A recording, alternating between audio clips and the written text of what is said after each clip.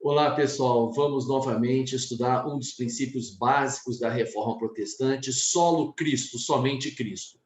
E seguindo o texto da revista Em Marcha, vamos também destacar as implicações dessa crença sobre as mulheres, em especial o papel das mulheres no cristianismo e na Reforma Protestante. Este princípio, solo Cristo, somente Cristo, ele quer dizer fundamentalmente que não há outra mediação entre nós e Deus. E essa é uma das bases da reforma protestante, uma das bases fundamentais. Então, em outras religiões, os fiéis de outras religiões creem em mediadores. Os católicos romanos, por exemplo, creem na mediação que viria através de Maria, eles rezam por Maria, através dos santos. Os protestantes não acreditam nisso. Acreditam que apenas Jesus é o nosso mediador junto ao Pai. E por isso nós fazemos orações em nome de Jesus. E a salvação vem somente por ele, nada além da graça, da misericórdia de Deus revelada em Jesus, pode nos conduzir à salvação. Sobre isso nós já falamos no primeiro sola fé. Sem Cristo, nada nós podemos fazer. Nele podemos fazer todas as coisas. Então, ele é quem nos capacita, ele é quem nos estimula, ele é quem nos dá força. Basta Cristo para as nossas vidas. Basta que nos entreguemos de fato e de verdade a Jesus para que nós superemos os nossos problemas, nossas limitações e consigamos viver de uma forma digna e consigamos alcançar a salvação. E então, na revista, é sugerido esse trecho da Bíblia, da carta de Paulo aos Gálatas, capítulo 3, versos 26 a 29. E nessa parte, Paulo está dizendo que todos são filhos de Deus mediante o batismo em Jesus. Então, não existe mais um povo escolhido. Não existe mais um tipo de pessoa escolhida, ou alguém que tenha nascido de uma determinada linhagem, ou de uma determinada tribo, ou algo assim. Todos somos reconhecidos como filhos de Deus, uma vez que somos batizados, entregamos nossas vidas a Cristo Jesus. E não existe mais uma hierarquia entre as pessoas para Deus, não existe isso. Essa hierarquia é uma hierarquia que condiz com o pensamento torto e pecaminoso do ser humano, e não com o pensamento justo e misericordioso de Deus. Todos são iguais perante Deus em importância e no amor que ele nos dedica. E se a gente, então, acredita nisso, que todos somos herdeiros da promessa, por isso descendentes de Abraão, nós temos que acreditar e garantir a jovens, idosos, ricos e pobres, cultos ou incultos, clérigos e leigos, homens e mulheres, o mesmo papel relevante na obra do Senhor. O sacramento, então, do batismo, que foi instituído por Deus e que nós seguimos, vai inaugurar novas relações sociais, sem aquela hierarquia de julgar que alguém, pela sua etnia, sua classe ou pelo sexo, é menor do que o outro.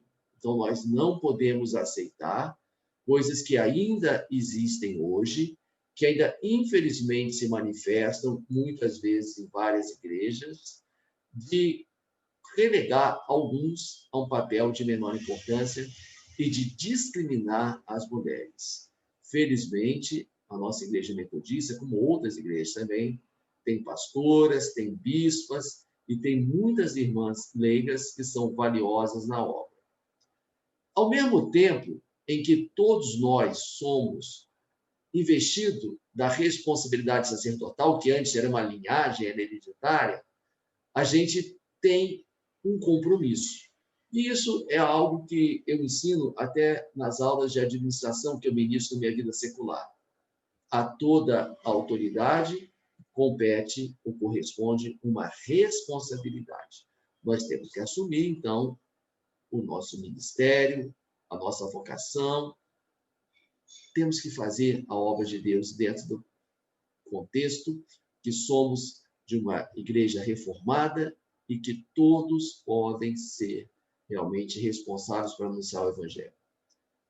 Para as mulheres, então, especialmente focadas hoje, esse princípio que foi trazido com a reforma protestante foi muito libertador e foi impulsionador do seu trabalho de serviço a Cristo e a outras pessoas.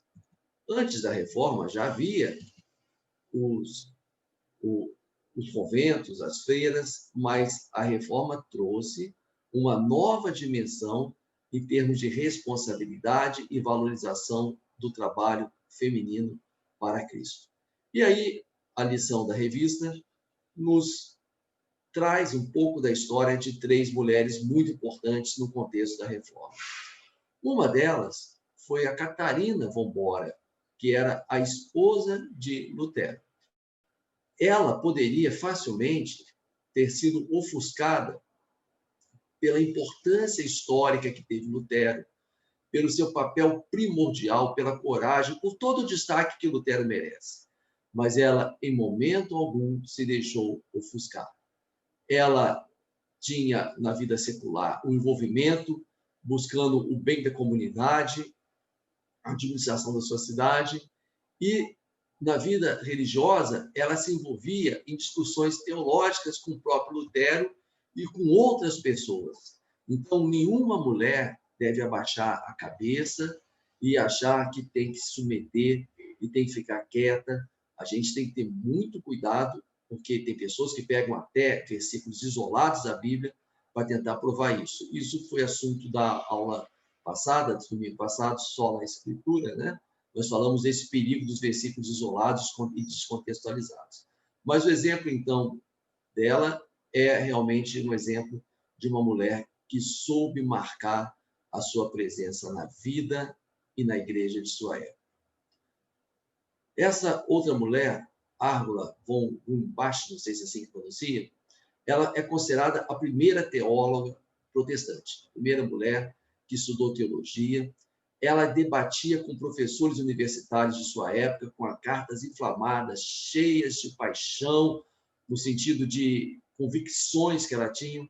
E muitas dessas cartas ficavam sem resposta porque os seus destinatários não tinham nem como argumentar com ela, não tinham argumentos contra aquilo que ela defendia, que era o direito e a liberdade das mulheres assumirem publicamente a fé em Cristo e a fé plena, porque a mulher, alguém pode falar, a mulher nunca foi proibida de falar que era cristã, de fato, mas muitas vezes, e até hoje, infelizmente, tentam proibi-las de exercer ministérios dentro da igreja, como se algumas coisas fossem só para os homens. E ela pegava muito o versículo da Bíblia, Joel 2,29, que falava, vossas filhas profetizarão, mostrando que até o ministério profético, que é um ministério considerado assim muito importante, ele também, como todos os demais, estão ao alcance igualmente de homens e de mulheres. E olha que interessante a solidez da fé dela. Ela uma vez foi questionada, você segue Lutero.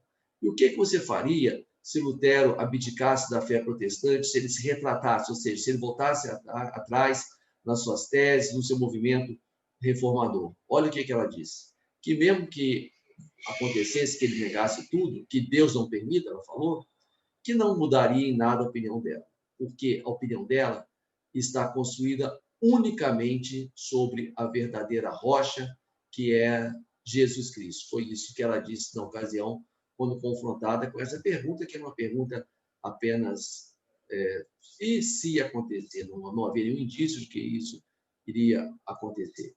Mas essa lição que ela nos dá é muito importante para pessoas que, infelizmente, colocam a sua fé em outros homens ou mulheres, em líderes religiosos, em pastores, em bispos ou irmãos, ou quem quer que seja.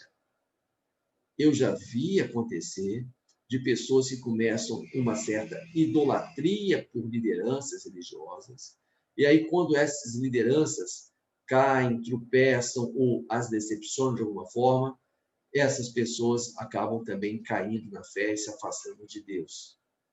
Está errado. Solo Cristo significa que a nossa rocha é Cristo. Nós podemos sim ser abençoados por pessoas que estudam a Bíblia, pessoas que se dedicam ao ministério pastoral. Eu sou muito abençoado pelo meu pastor e já fui por muitos outros líderes, mas isso não quer dizer que a nossa fé está neles. Não pode ser, gente. Hoje há idolatria no meio evangélico por alguns líderes, e isso me arrepia. Eu acho tenebroso, é antibíblico, é antirreforma, isso é herético. Solo Cristo. A nossa fé tem que estar unicamente baseada em Cristo. E a terceira pessoa, a Catarina Zeu, ela foi a primeira mulher a pregar, a ministrar a palavra publicamente. E ela foi levada a isso, em alguns momentos, até pela não aceitação que os líderes da Igreja Reformada tinham de algumas situações. Por exemplo, uma vez era o cerimônia fúnebre, tinha falecido uma pessoa que tinha tido discordâncias sérias com líderes da igreja, os reformadores, foi classificado como herege, então nenhum dos pastores aceitou fazer o ofício fúnebre e ela foi lá e fez. Porque mais importante que qualquer coisa é o amor pelas pessoas, é fazer a obra de Deus, que alcança com a sua misericórdia todas as pessoas. Outra coisa, ela se casou com um padre católico e, por isso, ele foi expulso da igreja, porque não podiam se casar. Ela bateu de frente com a hipocrisia, porque a gente lê isso até em livros históricos, né? Muitos dos padres, dos bispos daquela época, tinham um falso voto de castidade e, na realidade, eles tinham uma vida até de devassidão. E ela mostrou o seguinte, olha, eu sou casada e nós somos felizes, somos um casal equilibrado, estamos diante de Deus, então nós não temos nada a temer em relação a isso. Foi uma posição firme e corajosa que ela adotou. E, ao acolher essas pessoas que foram consideradas hereges, ela deu ênfase a um princípio que é um princípio basilar da reforma, o amor incondicional. Não significa amor incondicional que a gente vai aceitar o que as pessoas fazem como normal, ou que vai passar a mão na cabeça dos erros, ou que vai concordar, e muito menos que vai errar junto. Mas significa que jamais vamos deixar de amparar e de amar as pessoas que, eventualmente, estejam fazendo coisas com as quais nós não concordamos, que é o que acontece com Deus. Ele jamais deixa de nos amar.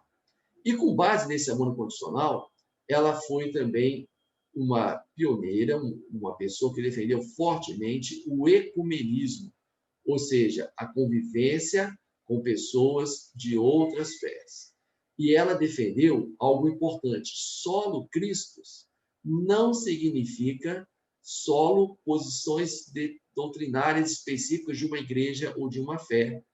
O fundamento que nós temos na igreja é que Cristo é a nossa rocha, e não as crenças e posições doutrinárias específicas de uma igreja. E ela fez esse alerta aqui: qualquer pregador que disseminar a intolerância destrói a igreja ao invés de edificá-la.